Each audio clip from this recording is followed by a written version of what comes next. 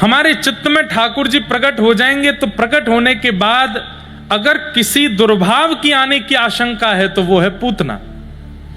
आप भक्ति मार्ग पर आ गए, आपने भजन करना प्रारंभ किया, तो सबसे पहले जो बाधा के रूप में आपकी भक्ति को रोकने के लिए आएगी वो आएगी पूतना।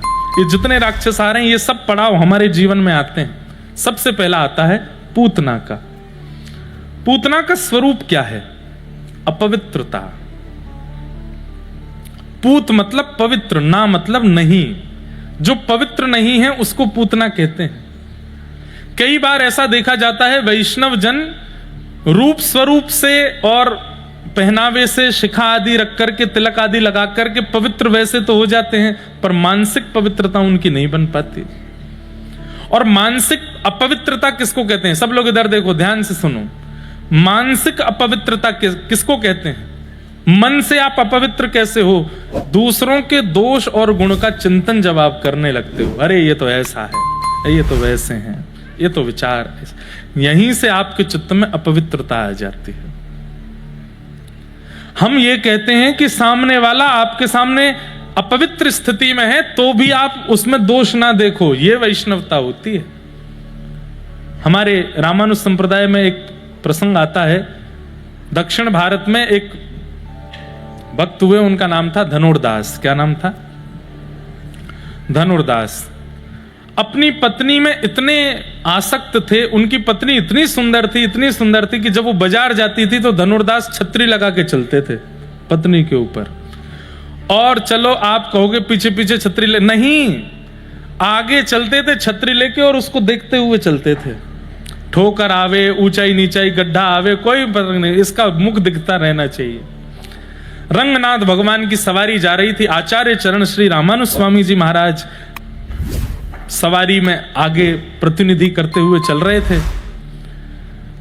यहां पूरी दुनिया सवारी देख रही है और धनुर्दास अपनी पत्नी के पीछे छतरी लेकर के उसको देखते हुए चल रहा है। सब देख करके हंसी उड़ाने लगे, देखो देखो देखो धनुर्दास को देखो।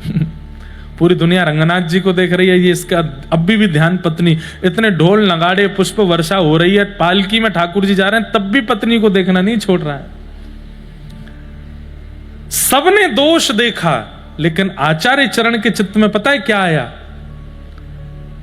इसमें देखने की ललक तो है, पर संसार की जगह अभी ठाकुर जी को दिखाना है। इसमें देखने की उत्सुकता तो है, पर अभी संसार को देख रहा है। जिस दिन ठाकुर जी को देख लेगा, ये औरों से पहले ठाकुर जी को प्राप्त कर लेगा।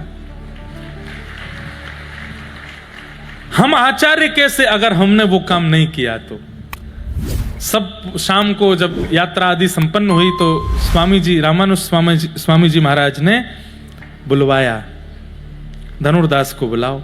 सबने जाकर के धनुर्दास जी से कहा कि आपको रामानुजाचार्य जी बुला रहे हैं। आए। रामानुजाचार्य जी बोले, आज हम सवारी में देख रहे थे, तुम निकले थे आगे से, इतने ढोल नगाड़े सब बज रहे, सवारी निकल रही है, तुमने एक बार भी ठाकुर जी की ओर नहीं देखा, पत्नी में इतने आसक्त। धनुर्दास बोला, क्या करूं, इतनी सुंदर है वो, उसके नेत्र ऐसे, उसकी नासिका ऐसी, उसके होठ ऐसे, वो हंसती है तो ऐसा लगता है, उसके केश ऐसे, उसका रंग ऐसा, वर्ण ऐसा। रामानुजाचार्य जी बोले, अगर मैंने तुम्हारी पत्नी से भी सुंदर तुम्हें कुछ दिखाया तो? धनुर्दास बोला, मैं दावे से कहता हूं मेरी पत्नी से सुंदर दुनिया में कुछ नहीं है। रामानुजाचार्य जी बोले, अगर मैंने दिखा दिया तो? बोले, तो मैं वचन देता हूं जीवन भर उसी को देखूंगा जिसको आप दिखाओगे। आप दिखा के दिखाओ, मेरी पत्नी से सुंदर कोई नहीं होगा। रामानुजाचार्य जी बोले, हाथ पकड़ो चलो। रंगनाथ भगवान शेष शैया पर पौढ़ा नाथ। रामानुजाचार्य जी ने जाकर के वंदन किया और प्रणाम करते हुए ठाकुर जी को कहा,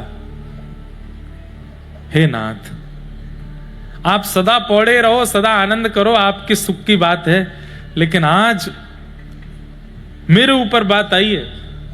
आप एक बार प्रत्यक्ष शेष नाग से प्रकट होकर बैठ करके अपने रूप माधुरी का इसको दर्शन करा दो, मैं चाहता हूं। अब आचार्य चाह जाए तो ठाकुर जी ना करें, ऐसा हो नहीं सकता। अगर आचार्य हृदय से, कई लोग पीछे पड़ जाते, महाराज जी आप ब्रजवासी हो, एक बार आप बोल दो कि तुम्हें ब्रज मिल जाए, तुम जबरदस्ती मत बुलवाओ। आचार्य अगर स्वयं बोल दें कि तुम्हें ब्रज मिल जाए तो फिर दुनिया की कोई ताकत नहीं रोक सकती। उनके मन में आ जाए, प्रयच्छति गुरु प्रीतो वैकुंठम योग दुर्लभम, आचार्य के मन में आपके प्रति प्रेम आ जाए। अगर ठाकुर जी को बोल दिया कि ठाकुर जी प्रत्यक्ष दिखिए, भले ही आचार्य को नहीं दिखे होंगे, आपको दिख जाएंगे, क्योंकि आचार्य ने कह दिया है। रामानुजाचार्य जी ने जाकर के ठाकुर जी से कहा, धनुर्दास को प्रत्यक्ष दिखिए नाथ। बाहर आए रामानुजाचार्य जी, धनुर्दास को खड़ा किया, बोले देखो, और जैसे ही कपाट खोले, जो ठाकुर जी का श्री विग्रह था वो सचल प्रकट हो गया। शंख चक्र गदा पद्मधारी ठाकुर जी ने चतुर्भुज रूप में जब प्रत्यक्ष प्रकट होकर के दर्शन किया, आहा, नील वर्ण की कांति, ठाकुर जी के ऐसे ललाट, कमल जैसे नेत्र, कमल जैसे गाल, हस्त कमल इतना सुंदर। ठाकुर जी का वो रूप देख करके धनुर्दास तो वहीं बैठ करके रोने लगा। कितनी सुंदरता, कैसा सौंदर्य। रामानुजाचार्य जी बोले, अब बताओ कैसे हैं? बोले बहुत सुंदर है।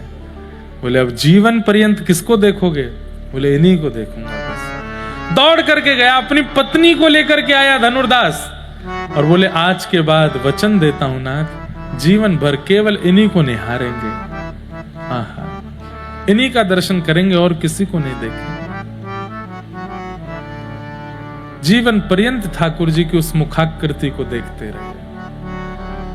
गुण देखना ये वैष्णवता का स्वरूप है, और दोष देखना ये राक्षसत्व का स्वरूप है। मत देखिए अवगुण सब में।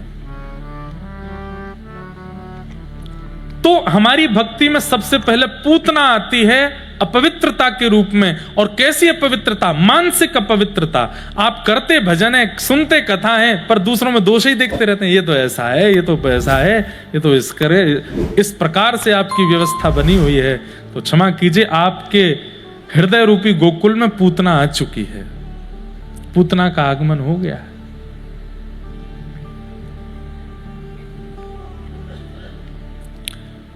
पूतना आई, सब मोहित हो गए पूतना पर। लेकिन जैसे ही पूतना ठाकुर जी के समीप पहुंची, यशोदा मैया ने गोद में दिए, इतनी सुंदर बन के आई कि मैया ने भी सोची कोई पास के गांव की सुंदरी है, लाला दे दूं। अरे मैया ने तो बहुत आगे तक सोच ली। मैया तो पूछने लगी, अरे तेरी कोई लाली है? वो तू इतनी सुंदर है तो लाली भी सुंदर ही होगी, तो अपने लाला की न बात चला लूंगी। पूतना बोली, नहीं नहीं, हम अभी कोई है जाए तो मुझे सबसे पहले बताइयो। पूतना बोली, मैं आपके लाला को गोद में लाऊं? बोला हाँ हाँ ले, जरूर ले। ठाकुर जी बोले, रुक जाए यशोदा मैया, अभी सास को मुंह दिखाऊं तो है। या की छोरी तो मेरे ब्याह को मन बनाए रखो तेने, अभी दिखाऊं जो कौन है। सबसे बड़ी विशेष बात पूतना के भाव में यह है कि पूरी दुनिया उसके रूप पर मोहित हो गई, पर ठाकुर जी ने जैसे ही पूतना की गोद में गए, तुरंत अपने दोनों नेत्रों पर हाथ रख लिए। ठाकुर जी ने अपने नेत्र छुपा लिए। क्यों? कितना बड़ा दुर्भाग्य है। जिनकी दृष्टि के अधिकारी हमको बनना चाहिए, उनकी दृष्टि ने ही अपनी आंखों से हमको दूर कर दिया। सब हमको देखें ये बड़ी बात नहीं। आज न्यू ईयर पे आ रहा था, बिहारी जी में 5 लाख लोग दर्शन कर रहे हैं, 2 लाख लोग दर्शन कर रहे हैं। 2 लाख 5 लाख लोग दर्शन कर रहे हैं, ये बड़ी बात नहीं है। पर 2 लाख 5 लाखों में ठाकुर जी किसको देख रहे हैं, ये बड़ी बात है। उनकी दृष्टि किस पर पड़ रही है? हमारे पंढरीनाथ पुंडलीक को देख रहे हैं, भले लाखों लोग आ जाओ दर्शन करने। हमारे द्वारिकाधीश नरसिंह मेहता को देख रहे हैं, भले हजारों लोग आ जाओ दर्शन करने। उनकी दृष्टि का अधिकारी हम बने, ये कृपा, ये प्रयास हमें करना है। पूतना भगवान के नेत्रों की अधिकारी नहीं बन पाई, और भगवान ने अपने नेत्र बंद कर लिए। जैसे ही पूतना ने अपने पयोधर को भगवान के मुख में दिया, विष को पिया, रस तत्वों को पिया, और जैसे ही प्राणी शमम रोष समन्वितो पिबत, जैसे ही प्राणों को पीना प्रारंभ किया, विशाल विकराल रूप धारण कर लिया।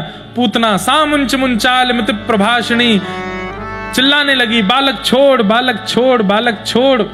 लेकिन ठाकुर जी ने उसको नहीं छोड़ा। अपने रूप में जैसे ही पूतना आई, भगवान ने उसका प्राण पी करके वध कर दिया। बोलो पूतना मर्दन भगवान की। पूतना का वध करके ठाकुर जी ने, पूरे ब्रजवासी इकट्ठे हो गए, सबने ठाकुर जी को ले जा करके गौशाला में गैया की पुच्छ से झाड़ा लगाया। धीरे धीरे ठाकुर जी 3 महीना के है गए, और 3 महीना के लाला ने रहते ही सबसे पहले सक्टासुर का वध किया, जो सकट के रूप में आया था। अब लाला 1 वर्ष के हो गए। 1 वर्ष के लाला रहते अभी तक नामकरण संस्कार नाय भयो ठाकुर जी को। सोई गर्गाचार्य जी महाराज पधारे। गर्गाचार्य जी महाराज ने आकर के यशोदा मैया से कही, मैया तुम्हारे कुल पुरोहित तो सांडिल्य मुनि हैं, पर सांडिल्य मुनि व्यस्त हैं, वो नहीं आ पाए, इसलिए मैं आयो हूं आपके लाला को नामकरण करवे के काजे। चिंता मत करो, पर मैया एकांत में करेंगे नामकरण, सबके सामने नहीं। क्यों? आप हर उत्सव इतना बड़ा करती हो, कोई ना कोई राक्षस आ ही जावे। एकांत में करेंगे, गैयान के बीच में करेंगे। बंधु हमारी एक बात मानेंगे, अपने घर में जन्म लेने वाले बालकों का सबसे पहला उत्सव गौशाला में जाके करो, गैयान के बीच में करो। कल हम आए, यहाँ की गौशाला के दर्शन किए, एक दिन आपके घर गए, वहां पे आपकी गैयान के दर्शन किए। ऐसी सुंदर गैया, ऐसे सुंदर गौ सेवा।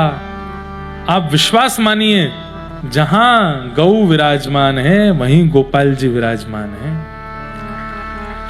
चाहे कितने बड़े मंदिर बना लो, कितने बड़े मठ बना लो, कितने आप व्यवस्थित सजावट करके 56 भोग लगा लो, ठाकुर जी कहाँ हैं? ठाकुर जी तो गौशाला में ही बैठे हैं, गैयान के बीच में ही बैठे हैं। ग्वारियां हैं लाला, गैयान ने छोड़ के कहीं ना जाए। इसलिए कहीं जाएं चाहे ना जाएं, गौशाला जरूर जाओ, गैयान के बीच जरूर जाओ, गौ सेवा जरूर करो। ठाकुर जी का नामकरण संस्कार कहां हुआ? गौशाला में। या हमारे आज तक लाला को नाम है, गैयान के बीच में नामकरण भयो।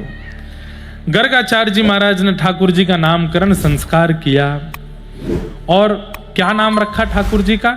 बोले मैया शुक्ले रक्तस्तथापीत इदानिम कृष्णताम गतः। आपको ये लाला अलग अलग वर्ण को पहले रह चुको है, या कि अनेक नाम है, या बार ये कृष्ण वर्ण को है, या मारे मैं या को नाम कृष्ण रखूं। बड़े भैया को नाम राम रखो, छोटे भैया को नाम कृष्ण रखो। बल की अधिकता के कारण सब उन्हें बलराम कहते हैं और इन्हें कृष्ण कहते हैं। इस प्रकार ठाकुर जी का नामकरण संस्कार हुआ।